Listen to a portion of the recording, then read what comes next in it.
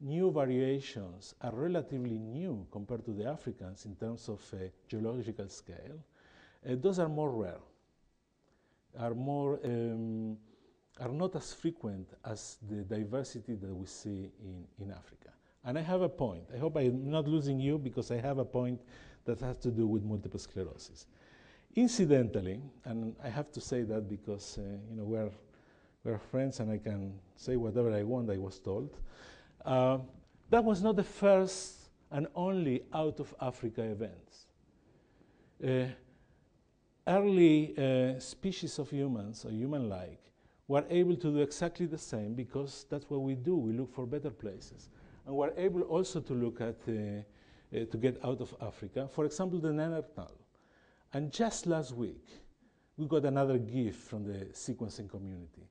The sequence of a Neanderthal individual was actually a female, and the DNA was extracted from caves in Croatia, and actually a cave that I think is not so far.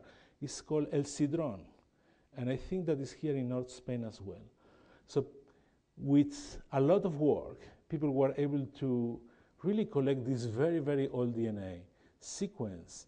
And what was pretty amazing is how similar the Neanderthal genome is to the modern human genome. There are not a lot of difference.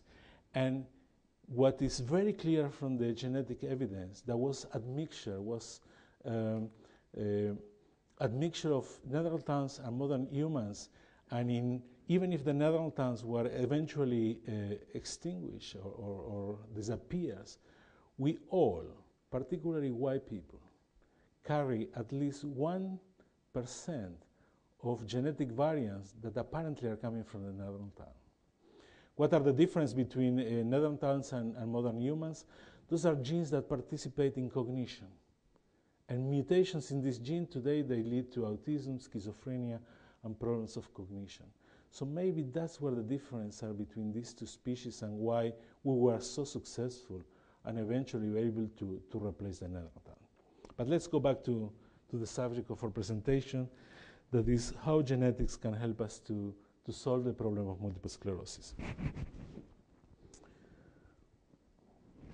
MS apparently is a relatively new disease. We don't have a lot of records that go far in history that remind us of multiple sclerosis. Actually, the first really comprehensive enough record of a person affected with multiple sclerosis, we can find it in the diaries of Auguste Dest in 1822, and he was the illegitimate grandson of King George III.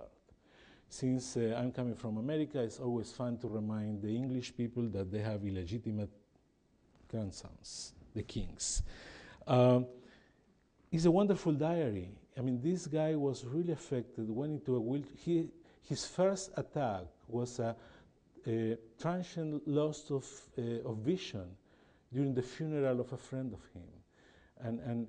And every neurologist that reads these diaries can make a very easy diagnosis because they're so wonderfully written. And he started with the disease at the age of 22, but at the age of 40 he was in a wheelchair, but still very optimistic and having a really interesting attitude into the disease.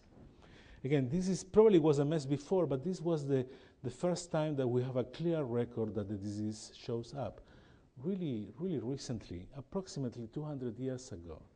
Sometimes it's embarrassing to say that because 200 years later, we don't have really a solution for the disease. Contemporary of Augustus was Carswell, was a British pathologist, and he started to see in post-mortem tissue these very strange plaques in the spinal cord of individuals that he couldn't understand really what's going on.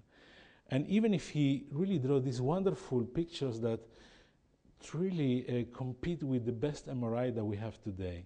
But it was only in 1868 that the French neurologist Jean-Martin Charcot was able to claim that MS is a distinct disease.